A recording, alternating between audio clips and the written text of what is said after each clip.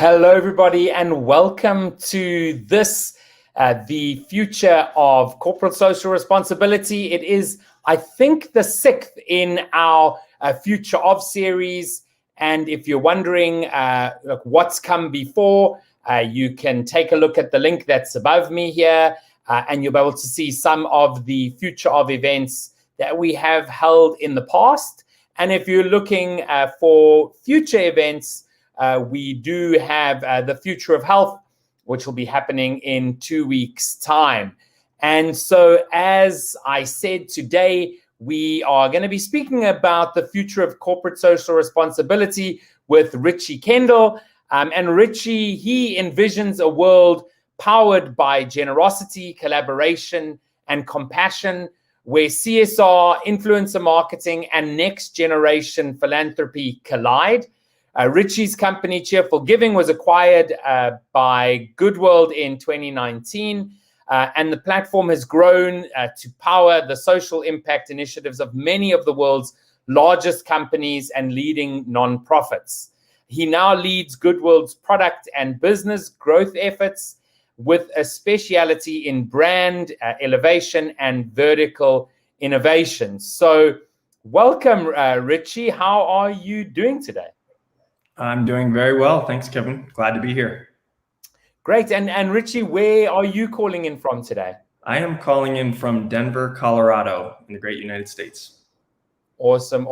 I was last in Denver in January of this year, and my goodness, I have never, ever experienced such cold weather. And I know it's probably not the coldest place in the world, but there was a blizzard and it was like minus 17 degrees Celsius. I know you work in Fahrenheit, but my goodness gracious me, I was like, who lives here? Although indoors it was beautiful, but the snow was also lovely.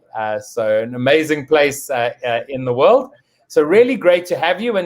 And you're going to speak and share a bit about Goodworld, about your views around the future of corporate social responsibility. And we'll then go into a bit of a Q&A between ourselves. For those of you who are watching, please note you can send any comments or ask questions on whichever social media platform you're on. And so just like Antonio, good morning. Great to have you with us. So you can share those questions as we go, or those comments. And really looking forward to this. So Richie, I'll hand over to you. Very good. Well, great to be with you all today. I'll just kind of kick things off. Appreciated the introduction, but as a quick outline, again, I'm the co-founder and chief experience officer of Goodworld. We fancy ourselves a social impact operating system of sorts and are very much aligning ourselves with this burgeoning business of goodwill and humanity that next generation brands and companies are heading towards. So we very much define the future economy as a more humane and sustainable economy, where we can align the incentives of companies and brands with the overall goals of the planet and human beings on the planet. So I will just kick things off with noting that successful businesses today are obviously built by engaged employees and customers, but that in today's world, in order to outperform the competition or to grow your brand and business, it's really more, it's more than about economics. It's about creating a culture within the company that is a magnet for talent. And it's also about growing your goodwill and growing your brand in a way that is in alignment with all of our goals as human beings. So I'll just mention that my company specifically focuses on 4 main areas of value. The first being employee engagement, second being customer engagement, and then impact tracking, so that companies can track their impact over time and reach sustainability or charitable impact goals. And then we also offer rapid response technology in the face of crises, disasters, uprisings, etc. So I'll just start with sort of a definition of the term corporate social responsibility, as that's more or less the topic today. It's essentially a mechanism where companies hold themselves accountable to legal, ethical, and social and ecological standards. And it's a form of kind of self-regulation.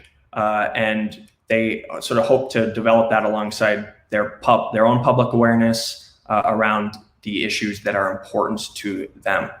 Now, cause marketing is also something that we'll touch on today, because that's an arm and sort of part and parcel of corporate social responsibility in today's day and age. And there are a lot of implications for cause marketing out into the future. It's also a lot of creativity, and I think it happens to be one of the more exciting areas of inquiry as it relates to CSR.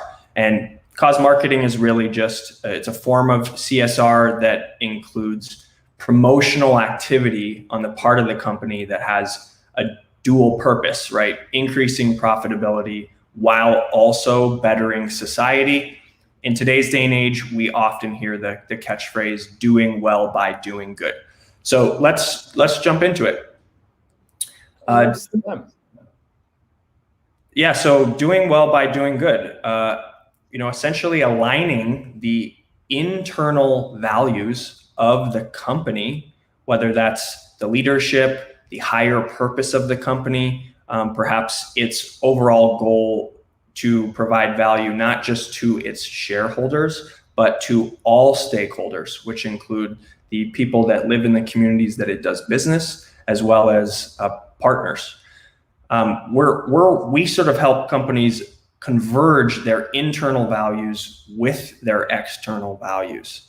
And that has a lot of benefits, as you can see here on this slide. Companies who engage in this type of meta activity have average valuations that are multiples above the competition. So if you want to grow your brand, one of the best ways to do it is engage in higher purpose activity. Now, go ahead, Kevin. Did you have any questions? No. I'm just saying, absolutely agree with that 100%. Awesome. And on the employee engagement side, this is a critical place to start, because just like in your personal life, when the foundation is strong, when the bones are good, that communicates and broadcasts itself out externally. So the best way to start making a difference as a company and to grow the business is to get that internal culture right. And what we're finding is, and the stats bear this out, younger people are demanding this of the businesses that they're entering their workforce into. 83% of millennials, for example, report higher loyalty to companies that support social issues. And then obviously there's a big boost in productivity rates among employees who are engaged, as well as 21% higher profitability. So employee engagement is critically important, and the social impact flavor is really an adhering bond. On the customer engagement side, very similar story. 87% of consumers say that they would support a business that advocates for issues that they care about. We see a lot of powerful examples of this out in the world. 68% of Americans are more willing to share content from purpose-driven companies. Everyone wants that shine. And if we can align the powerful work that the nonprofit sector is doing, as well as even the powerful social work that businesses with high purpose are doing with the consumer trends, then that's a win-win. Last thing I'll just note, because it's similar to, or it relates a lot to what we do here at Good World, is that 85% of people have rounded up a purchase at the point of sale for a cause like a food bank or a rare disease organization. And so these point of sale touch points, whether that's online or in person at the grocery store, are going to be catalysts for social good. And we're seeing those trends proliferate across the new economy. Last stat I'll mention is that 57% of people who they're likely to donate when prompted by a brand. Now, what's the way you can support a cause? Obviously, donations is kind of the bread and butter.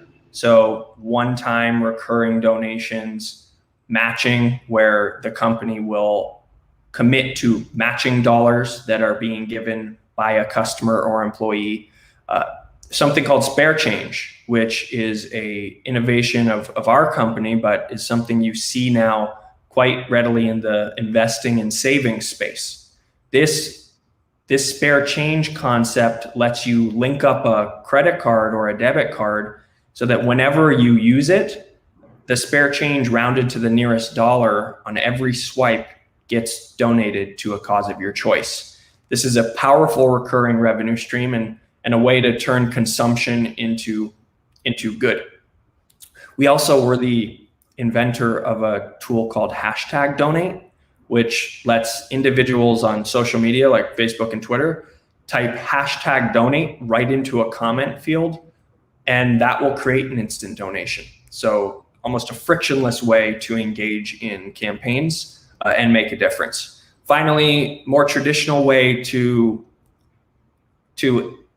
I guess, act out on your CSR initiatives would be to enroll your employees in a payroll giving program. And that would simply let them choose a small amount of every paycheck to get withheld from disbursement and go to a cause of choice. Now, typically CSR is executed in the form of campaigns so that the company can track the social good over time, whether that's a start date and end date, or it's towards a certain goal, and that's what closes the effort. Campaign is just an important metric inside CSR to understand the overall impact and to make it repeatable over time and reach goals year over year. Now, I mentioned earlier the spare change concept produces quite a bit of impact when you add it up. So if I were to connect just a single credit card and start swiping that card, every time I swipe, it rounds up to the nearest dollar. And that produces up to $20 a month in recurring revenue for a cause. We see businesses implement this in quite a strategic and clever way inside their company, where all of the company cards that are issued to different departments and managers will all get linked up to the cause of the manager's choice. So when they're paying for parties, when they're buying lunches, when they're engaging in everyday business, they're making a difference. And what's cool about this program specifically is when you swipe like this and it's recurring, you actually can track towards milestones. So when I hit, let's say, my first $50 in spare change accumulated, that might trigger an in-kind reward from the company, or a matching gift, or a paid day off, let's say. So it becomes a really powerful automated way to build this higher purpose social impact into the day-to-day business that also provides perks, recognition, and a rewards infrastructure inside the company. And so we're talking about rewards. What are the types of rewards you could provide? Well, if you have birthdays, you have work milestones, maybe you want to give individual employees ways for them to recognize one another. And if everyone is picking a cause or attaching themselves to a few specific causes, then it's really easy for me to reward Kevin, let's say, if we just completed a quarterly project together and he worked extra hard. I might just donate $5 to a cause of his choice on the company's dime, or I might shoot him over what we call a give card, which would let him choose which charity he wants the charitable money to go to. So really clever and fun ways to elevate the culture inside the company so that we're not just dealing in this one-dimensional way where we're rewarding employees with just more pay or a shout out in the Slack stream. So we think that this is a major development inside CSR as a whole, but also in terms of company morale and workplace culture that is redefining the way we all relate to one another in the broader context outside the company as well. Payroll giving, we talked about that a bit, but just to know it's sort of a more traditional, or it comes from more traditional roots, but quite a powerful way to create sustainable commitment to nonprofit causes, and certainly a way for a company to, at the end of the year, understand what kind of broad impact they've made towards sustainability, hunger, social justice, whatever those cause areas are. Another idea and arena of a lot of creativity, something that's quite more of a new concept inside CSR, is throwing events. Typically a company, will sponsor a charity event, right? Well, this actually brings events inside the company because we all want ways to interact with one another outside just the work context. So whether it's a virtual cocktail hour or it's even an auction where the company is auctioning off fun experiences to employees and having them bid up for causes, is a really powerful cultural building tool. One example that just popped into my head was we saw an auction with one of our companies this year where they were auctioning off things like, a pie in the face to one of the management teams. So people were bidding upwards of $250 for charity to see that happen in front of the whole company. Finally, we offer volunteering through one of our integration partners that makes it so that companies can track volunteer hours. This is another quite powerful way to show that giving time is just as important as giving dollars, and obviously a part of the mix that will continue to grow into the future. I think it's worth noting that volunteering activity across the world was hugely boosted, even in the face of COVID. So while there was a down spike in overall in-person hours, since COVID has started to diminish, we've seen just a skyrocket, or almost a hockey stick curve in terms of the volunteer hours now unfolding. One of the last things I'll touch on before I open up into any questions is obviously the CRM and sort of impact data component. This is quite an important part of CSR as a whole, where the company can track and understand giving hours, can track and understand volunteer hours, and then provide in-kind perks, company rewards, things like that. Now, we follow more or less a formula here at Good World, but it's something that is unfolding in the broader marketplace, and that is this idea around GiveCards, or a concept where the company will give money and they will provide that money in small increments out to their community of employees and even customers. And what happens when you give money to people to get redeemed at a charitable cause, you boost the engagement rate. So you have higher conversion into a specific campaign, and you also multiply the impact of the initial commitment. So let's just imagine a company, let's say a global company, that is already prepared to make a $50,000 or $100,000 philanthropic donation. But instead of cutting one check to one organization and writing a press release, they're actually going to cut that $100,000 into $10 or $20 increments.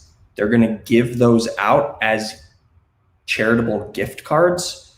And then everyone who redeems those cards at a cause of choice is now engaging with your brand.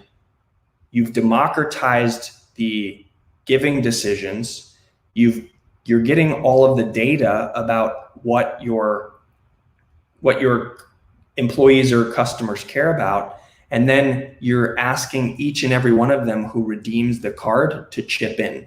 And that creates that multiplication effect. So that $100,000 charitable commitment that the company has made, they've converted it into a form of marketing spend that's increased engagement. And then that may turn into a $200,000, $300,000 impact after the campaign runs. So these are the types of trends that not only we're unfolding within our company into the market, but that we're seeing more broadly as we track the crypto trends, the decentralization trends, and the democratizing trends of big social, big data, and the broader sort of next gen culture. So I'm gonna stop there, but appreciated everyone sort of listening through, and if there are any questions, that's what I'm here for. Awesome. Thanks for sharing that, Richie. And I have a few questions that I've been jotting down as we've been going. And wherever you are, wherever you're watching, you can put those questions into the chat and send them through, and we'll be taking a look at those. So the first thing I wanted to just ask about is, or make a bit of a comment and then and a question, is that, you know, within the EXO model, of course, you know, we believe that every organization needs to have a massive transformative purpose, right? So we heavily believe in you know, purpose-driven organizations, whether they're for-profit or non-profit. And so what do you think about, you know, how CSR looks for those organizations that are purpose-driven, right? Because it's almost like it's embedded into the product. You know, so what's your, you know, do you have any thoughts around that?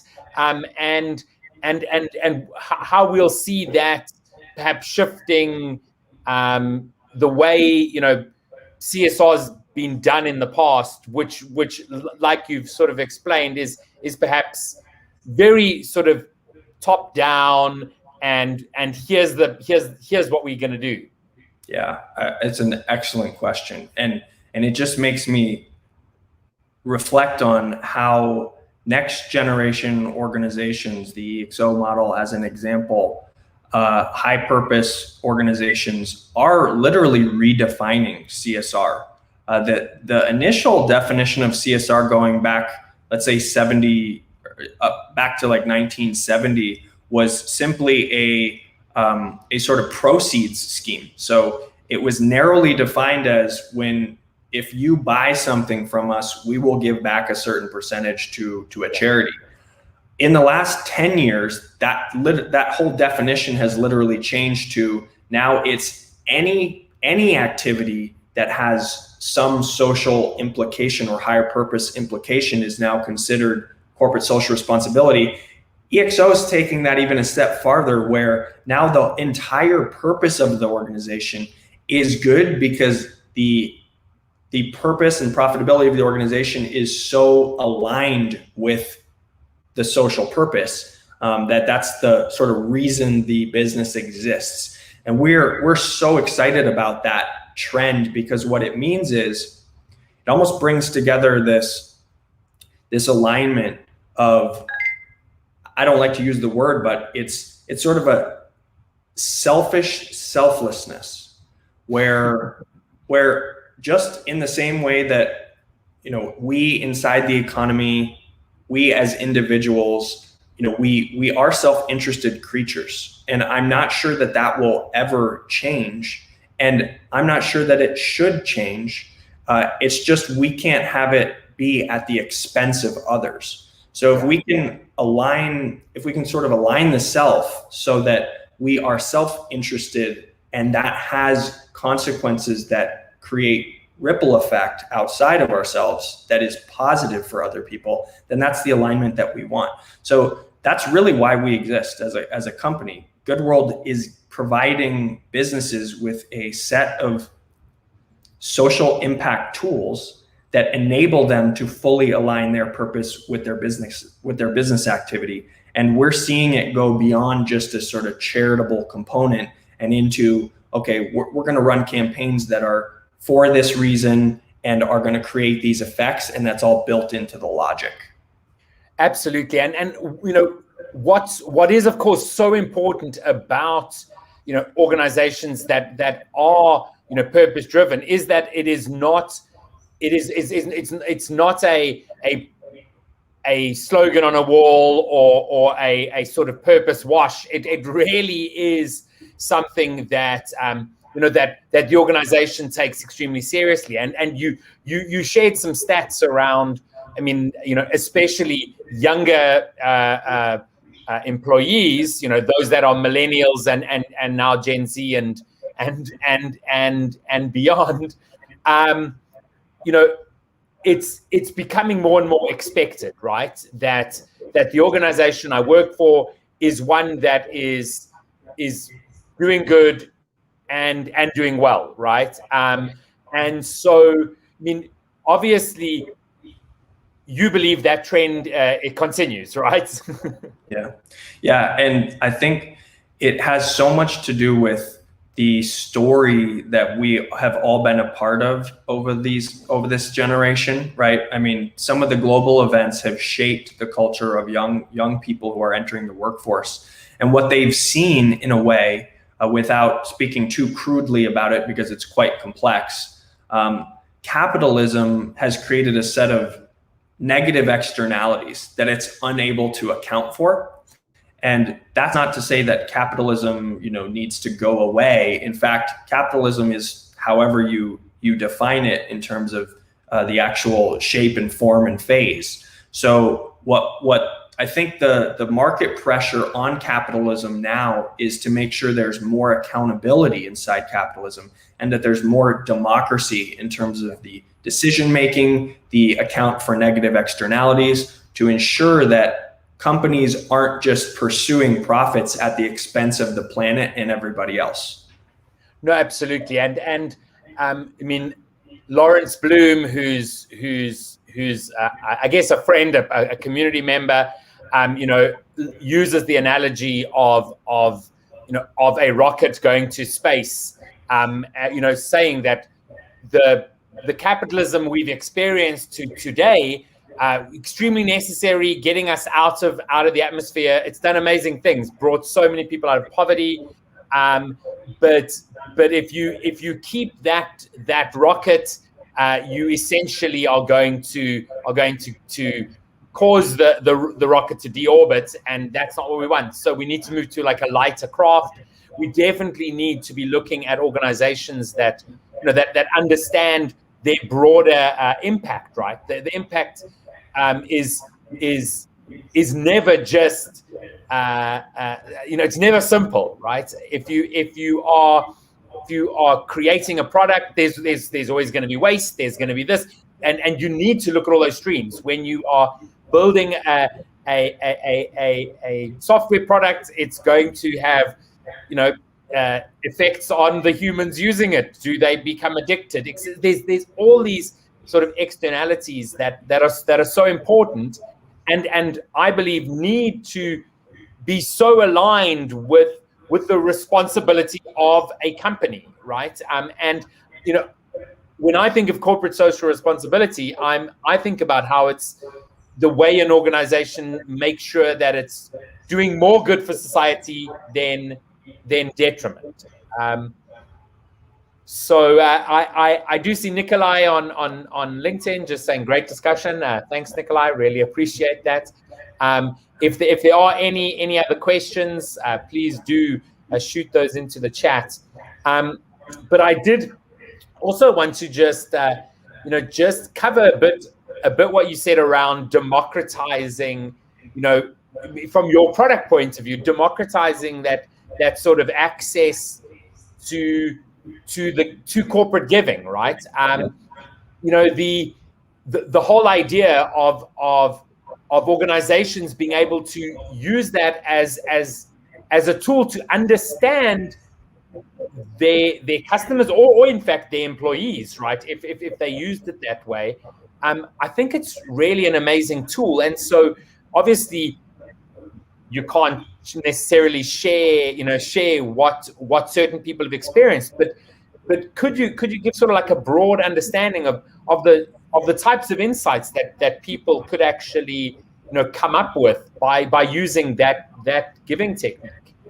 Yeah, absolutely. I mean, I'll give you a couple examples, and the first being COVID was a rough year, and at the end of a year, what do you do and what do you say to a employee base that is likely burned out of Zoom calls, of working in isolated, hyperbaric chambers?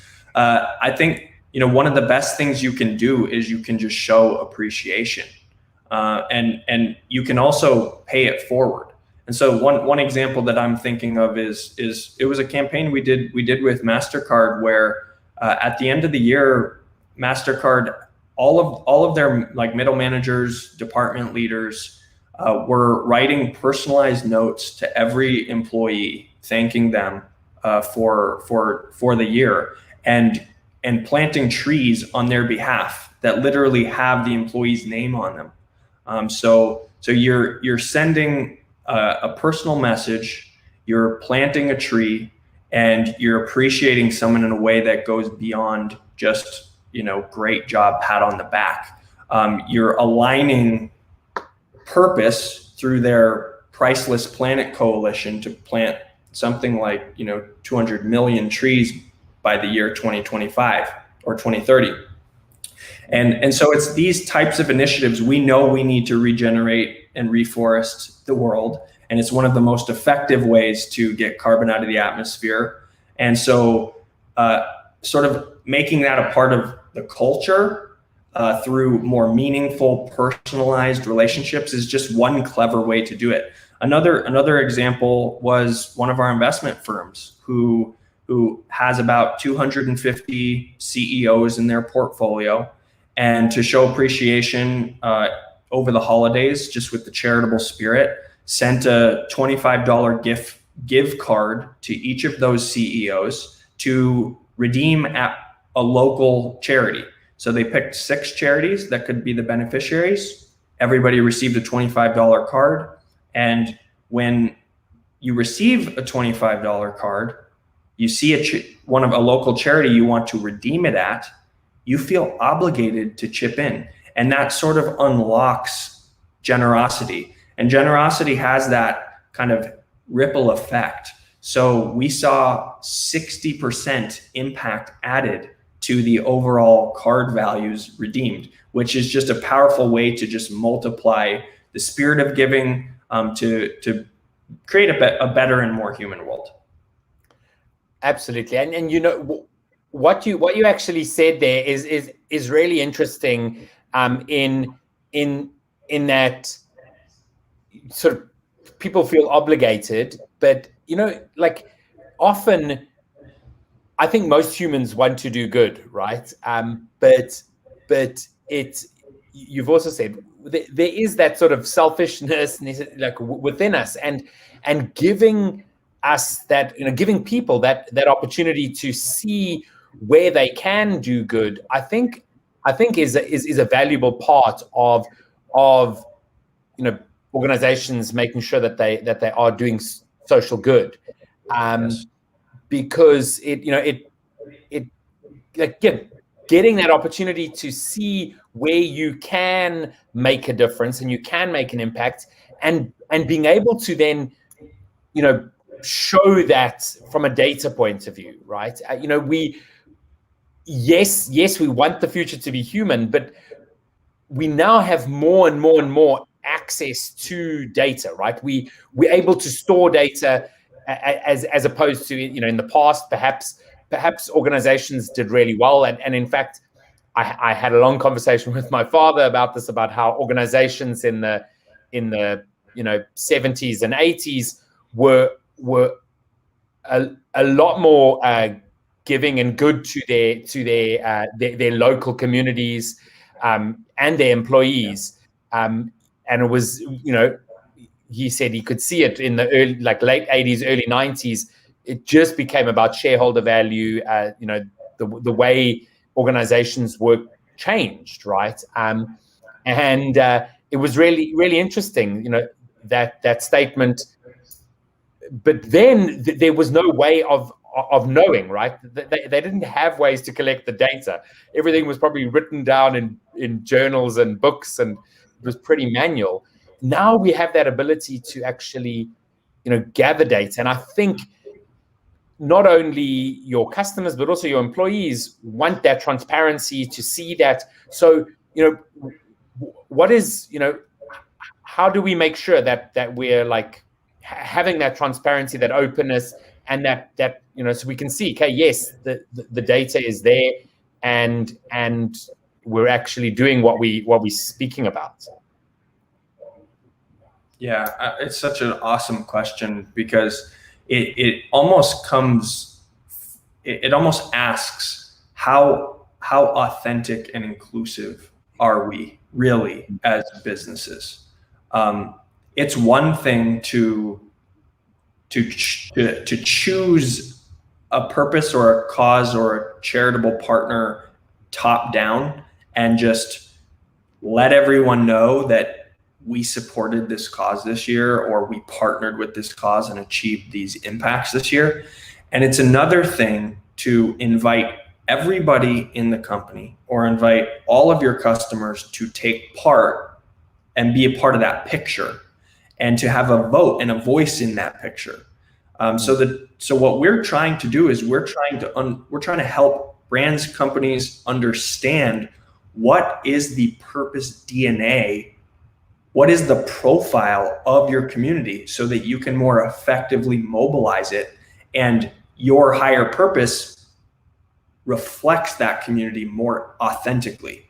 And so we're just excited about how big data plays a part in that, whereby when you run campaigns over the course of a year or two, you now fully understand what your company cares about from the point of view of every individual and the activity that they partook in. Yeah, I mean, absolutely. And that's so important, because then you can make sure you're aligning, yes, your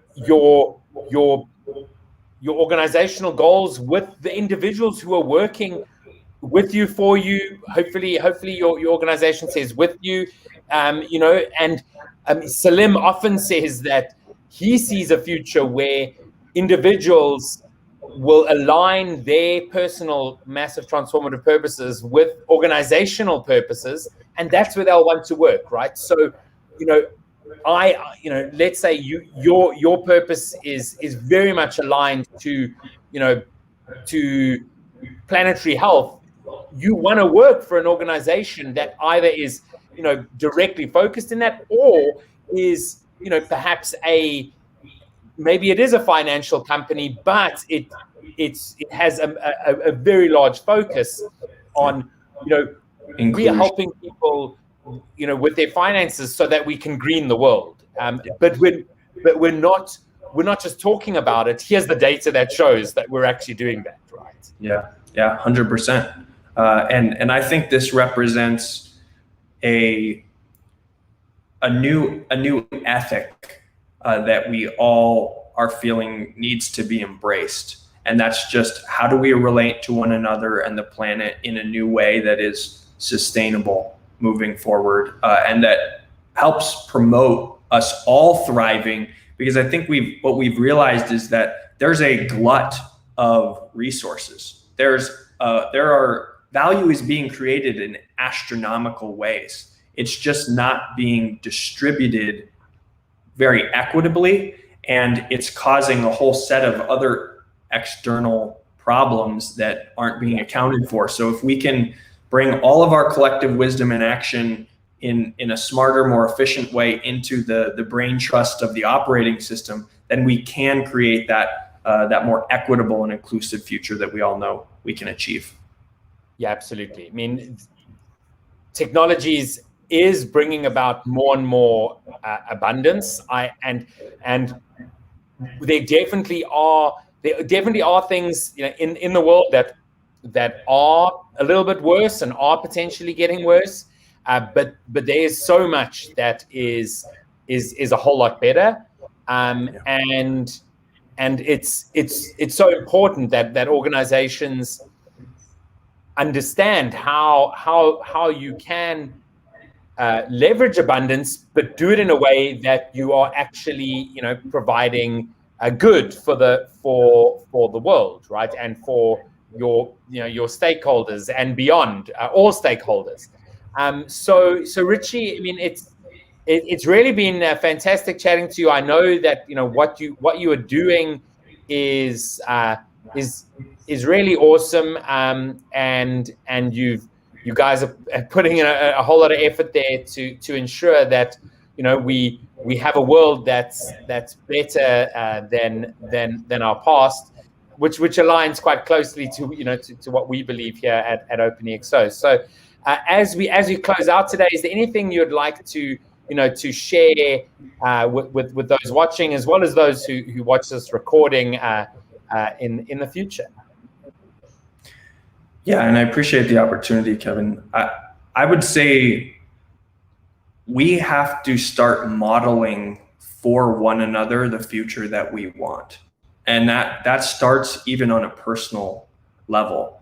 As a species, it's the only way we learn is by receiving wisdom, seeing others take certain action that creates certain impacts. So as cliche as it sounds, it really starts with you and you determining what your higher transformative purpose is, so that can ripple out into the world as you create it in your image, and alongside a whole bunch of amazing collaborators. So again, you know, honored to take some time with the community here at EXO, and we look forward to all of the great work that you and your entire community will continue to do.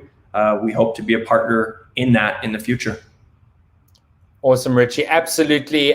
Looking forward to having further discussions, understanding, you know, how we can make sure we are transforming the world for a better future. So thanks so much, and enjoy the rest of your day there in Denver. Thanks so much. Have a good one. Cool. Cheers. Cheers. So that was Richie Kendall from Good World. Awesome chatting to him. Really, the future is a bright future, right? The future is amazing, and organizations all need to look to transform, to become organizations that understand what the future looks like. And so being purpose-driven, of course, is a major part of that. And so looking at how you enact corporate social responsibility, if you're in a large organization, it is so important for you to understand what the future looks like. So thanks everybody for joining us. Remember that in 2 weeks' time, we have the future of health, where we're going to be speaking, of course, about what health looks like, and the Sci-Fi Hive that our 3 amazing community members, you can see right over here,